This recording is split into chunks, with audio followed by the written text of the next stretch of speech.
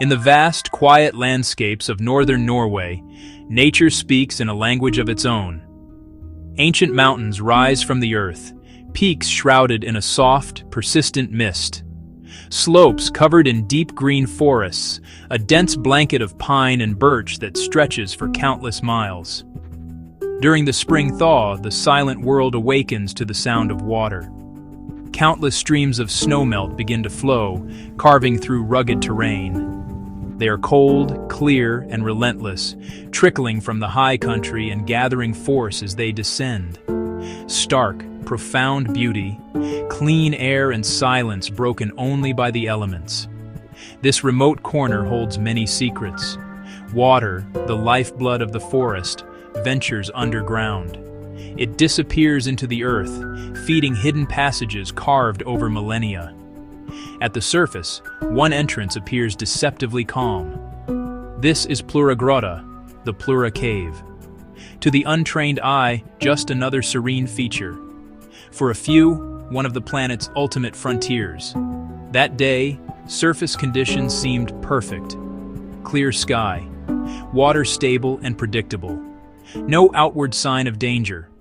The beauty of Plura is part of its allure. It promises discovery, a world few will see. But beauty is tied to forces always in motion. These men were not thrill seekers, highly trained cave divers, meticulous planners, seasoned explorers. They understood the risks. They knew Plura is a living system, changing with weather and seasons, fed by snowmelt. The divers were prepared for the cold, prepared for the dark, prepared for tight confines. What they could not prepare for was how fast this piece could turn into a desperate fight for survival. Deep beneath the surface of northern Norway, in the Rana municipality, the Plura Cave system forms a hidden subterranean river. Carved over millennia through soluble marble and limestone, it is a geological marvel, a direct conduit into the heart of the Scandinavian mountains. It is one of the longest and most complex underwater cave networks in all of northern Europe. For cave divers, it represents a pinnacle of exploration, a labyrinth of submerged tunnels, vast chambers, and challenging restrictions that test the limits of human endurance and technology. The cave is not a single linear tunnel, but a branching maze, with sections that remain unmapped and unknown. This is not a static environment. It is a dynamic and powerful hydraulic system, a living artery of the mountain. The entire network is driven by the vast amounts of water that drain from the surrounding Kalvatnet Lake and the vast plateaus above. The flow is primarily fed by snowmelt from the nearby Svartisen Glacier, supplemented by seasonal rainfall. This constant influx of cold, fresh water dictates everything within the cave. It governs the strength of the current, the clarity of the water, and ultimately, the safety of any diver who enters. The volume of water can change dramatically, not just from season to season, but from hour to hour. The water temperature inside Plura remains near freezing all year round, typically hovering between 2 and 4 degrees Celsius. This extreme cold places immense physiological stress on the human body, accelerating fatigue and increasing the risk of hypothermia. It is a hostile environment that demands specialized equipment, heated undergarments, dry suits, and regulators designed for cold water, as well as extreme physical and mental resilience. Every movement, every decision is made in the face of this penetrating cold. For divers, the physical challenge is immense. The passages, sculpted by water over eons, are often incredibly narrow. These tight restrictions, with low ceilings and jagged walls, force them to adopt precise buoyancy control and propulsion techniques, moving with minimal disturbance to avoid entanglement or damaging the fragile cave environment. Visibility, which can be a breathtaking 50 meters under stable conditions, can drop to absolute zero in an instant. This phenomenon, known as a silt-out, is one of the greatest dangers in cave diving. If the flow of water increases even slightly, it can disturb the fine, flour-like sediment that lines the cave floor. A misplaced fin kick, or a sudden surge of current can create a blinding, disorienting cloud of silt. In these conditions, a diver's only connection to the outside world is the thin guideline they follow by touch alone. In many sections of the cave, there are no natural air pockets, no safe havens to surface. This means a diver is completely committed to the underwater journey once they pass a certain point. There is no turning back to the surface. The only way out is forward or back the way they came. This commitment requires absolute self-sufficiency and unwavering trust in one's equipment and training. The insidious nature of the cave's geology means that it can flood internally long before any signs become visible at the surface. An increase in rainfall miles away, or a sudden warm spell accelerating glacial melt, can send a powerful pulse of water surging through the system from deep within its watershed. An explorer at the entrance might see nothing more than a gentle stream, completely unaware that hundreds of meters inside the cave, a torrent is building. The pressure wave moves faster than the water itself, a silent, invisible threat that can turn a manageable dive into a fight for survival. The divers who venture here know that they are entering a realm where nature holds absolute authority. They rely on meticulous planning, rigorous training, and years of experience to navigate its challenges. Every piece of equipment is redundant. They carry bailout gas, extra lights, and follow strict protocols for laying and following guidelines. Their rebreathers are checked, double-checked, and triple-checked. They plan for every conceivable failure, but they also know that some forces are beyond their control, beyond the scope of any plan. The cave does not negotiate. It does not compromise. On this day, the hidden river beneath the Norwegian mountains was about to demonstrate its true, indifferent power, reminding all who entered that the Earth's most beautiful and alluring places are often its most unforgiving. The morning of February 6, 2014, dawned cold and clear over the Plura Valley in northern Norway. A pristine, silent landscape locked in the grip of a Scandinavian winter. For the team of 5 highly experienced British cave divers, the sub-zero air temperature and stable weather were not a deterrent. They were a blessing. In the world of cave diving, winter often brings the most predictable and favorable conditions, with reduced snowmelt ensuring the water inside the mountain is exceptionally clear and the flow rates are at their lowest. The conditions seemed ideal. These were not thrill seekers but dedicated explorers, part of a close-knit community at the absolute pinnacle of their field. Men who had spent years, even decades, honing their skills in the most challenging underwater environments on Earth. This kind of exploration requires a unique blend of physical endurance, technical mastery, and profound psychological resilience. It is a discipline where meticulous planning and unwavering focus are the most essential tools for survival. Their goal for the day was ambitious, a full traverse of the Plura Cave system. This meant entering the cave at the main spring, known as Plura Grata, descending to its deepest point, and then ascending through a different series of passages to emerge from a dry cave exit called Steinugelflaget, nearly 2 kilometers away.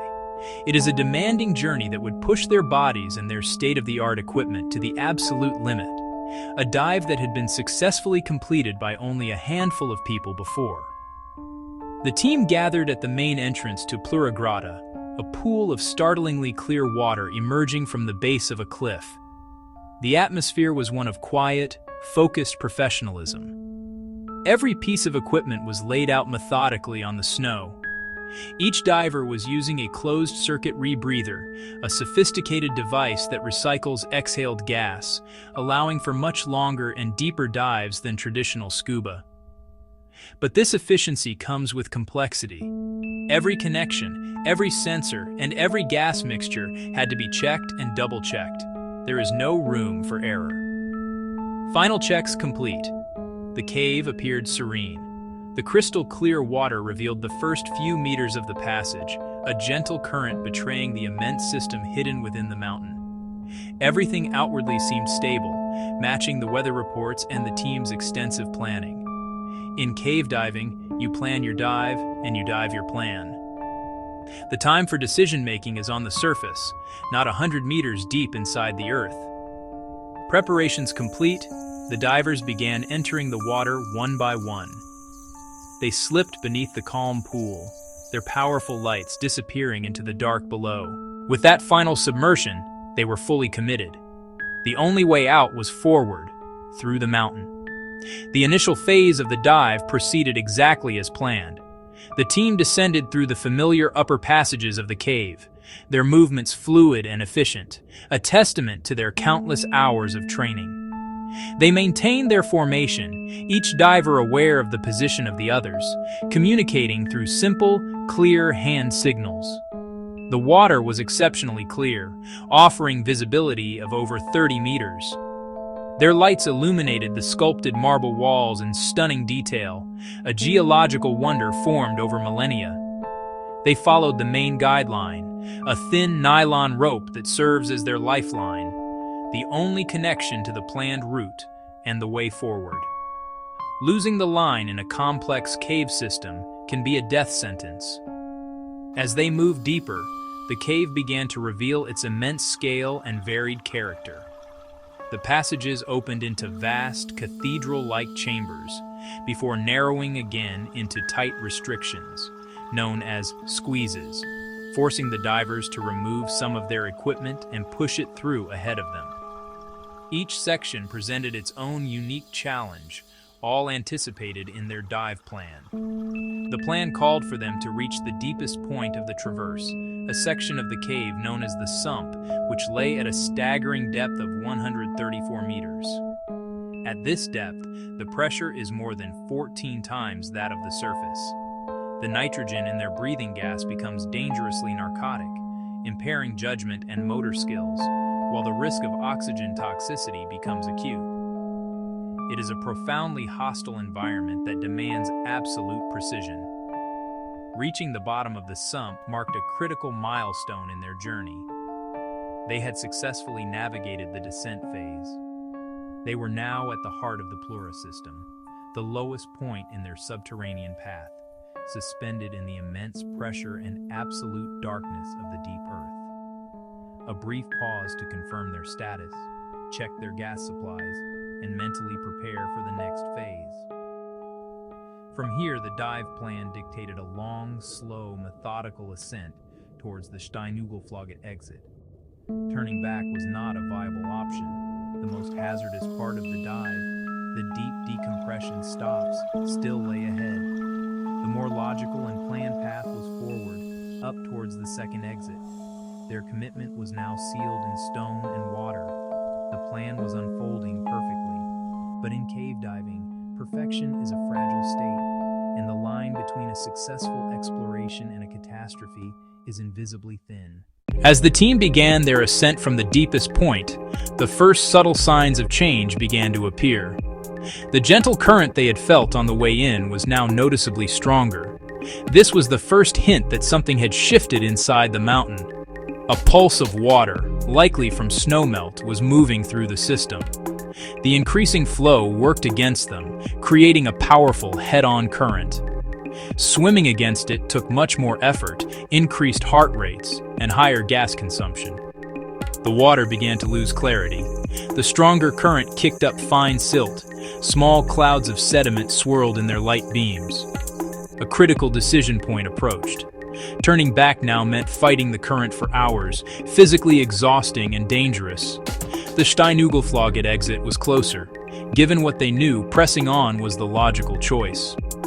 This was the point of no return. The trap was not a collapse of rock or a failure of equipment. It was far more insidious. The trap was the water itself. The cave was filling up. This constriction acted like a nozzle on a hose, dramatically accelerating the flow, turning the current into an unstoppable torrent. This unseen flood had another critical effect. It destroyed visibility. The powerful current was now strong enough to scour the fine silt and clay from the cave's floor and ceiling. Visibility dropped to near zero. The divers were effectively blinded, forced to rely on touch alone to follow the guideline. They were no longer swimming. They were clawing their way forward, pulling themselves along the guideline, hand over hand. The profound silence had been replaced by the roar of the current, a disorienting noise that vibrated through the water and the rock itself. The trap had been sprung. In the heart of the chaos, the unthinkable happened. The guideline, the team's singular connection to the known route, became a bucking, vibrating thread in the torrent. Maintaining a grip required immense physical effort, a constant battle against the water's crushing force. The team, which had remained a cohesive unit despite the horrific conditions, was about to be fractured. In the zero visibility and the violent current, a moment of catastrophic separation occurred. It's a scenario every cave diver trains for, but hopes never to face. A hand slips, a connection is lost, and in an instant, two of the divers became detached from the main group. The physical and psychological bond that had kept them together, the fundamental safety of the group, was broken. They were now off the line, adrift in a three-dimensional maze with no map. The divers who had been separated were suddenly, terrifyingly on their own. The roar of the flood would have been deafening, punctuated only by the sound of their own breathing through their rebreathers. Their powerful dive lights, normally capable of cutting through darkness, would have been rendered almost useless, the beams reflecting off the dense cloud of suspended silt, creating a blinding, disorienting whiteout. They were still in a life-or-death struggle against the current, but now they faced it utterly alone. The remaining members of the team, now ahead on the guideline, would have been completely unaware of the separation. In the violent, noisy, and silt-filled environment, there are no shouts for help, no way to signal distress over a distance. Each diver is locked in their own desperate, forward-focused battle for survival. Turning back to search was not an option. Releasing the guideline to look behind would mean being instantly swept away, a suicidal act that would only add to the tragedy. Their only choice was to push forward. For the two divers who were left behind, the situation was now beyond critical. Their only hope was to find the guideline again or attempt to navigate from memory, an almost impossible task in zero visibility. Meanwhile, the cave's hydrology was working against them. The exits, which were already difficult to reach, were now compromised by the continuing flood. Each passing minute saw the water level rise, further constricting the passages and accelerating the torrent, turning potential escape routes into impassable jets of water. Despite their immense experience, their advanced training, and their flawless, state-of-the-art rebreather equipment, the two separated divers could not overcome the overwhelming power of the flood. They were world-class explorers, operating at the peak of their abilities, but they were faced with a force of nature that no amount of skill or technology could conquer. In the cold, crushing darkness of the Plura Cave, both men died. It is critical to emphasize that this tragic outcome was not the result of reckless behavior, inadequate planning, or equipment failure. The divers were not careless adventurers. They were meticulous planners and seasoned professionals who understood the risks intimately. They carried redundant systems and followed established protocols. This was not a story of human error. It was a story of nature's unpredictable and overwhelming force. The cave did not collapse on them. Its structure remained intact. The disaster was purely hydrological, a sudden, massive injection of water into a closed system. The cave simply filled, transforming from a challenging environment into an inescapable trap in a matter of minutes. The three surviving members of the British team eventually won their desperate, hours-long battle against the flood. Exhausted, battered, and with their breathing gas supplies running critically low after the extreme exertion, they finally surfaced in the dry chamber at Steinugelflugget. They had made it, but the relief of survival was immediately overshadowed by the grim realization that two of their friends were missing. A rescue operation was immediately mobilized, with Norwegian police and volunteer cave rescue divers arriving on the scene. But the rescuers faced an almost impossible task. The very same conditions that had trapped and killed the two British divers were still in full effect. The current was dangerously strong and visibility was non-existent.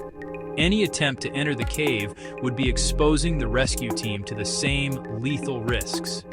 After assessing the extreme and unabated danger, the authorities made the difficult but necessary decision to call off the official recovery operation. It was deemed too hazardous to risk more lives. To prevent further tragedy, they placed a temporary but indefinite ban on all diving in the entire Plura Cave system. The cave was officially closed. The bodies of the two men would have to remain within the cave. At a depth of over 110 meters, in a complex and now forbidden passage, they were inaccessible. They lay entombed in the cold, silent darkness, hundreds of meters below the rugged Norwegian mountains, leaving behind a grieving community and a profound question. Could they ever be brought home? Unbeknownst to the authorities, a covert recovery mission was being planned. The friends and teammates of the two lost divers felt a profound sense of duty to bring them home. In late March 2014, the secret team entered the cave. They descended into the silent depths, their journey heavy with the weight of their purpose. Navigating to the deepest part of the system, they found their lost friends. The recovery was a physically and emotionally grueling task. After a complex and dangerous operation lasting many hours, they successfully brought both divers back to the surface. They had defied the odds and fulfilled their promise, finally bringing their friends home. The Plura disaster sent a profound, lasting echo through the world of cave diving. It showed that entrance conditions can be disconnected from the reality deep within the cave. The official conclusion: the cave system is dynamic and unpredictable, and nature can change faster than humans can adapt. Plura Cave didn't fail its divers. The environment changed faster than humans could adapt. The final lesson from its silent depths is simple: the environment is always in control. The echoes from February 2014 remain a vital warning, a reminder of the profound humility required before the raw, untamable power of nature.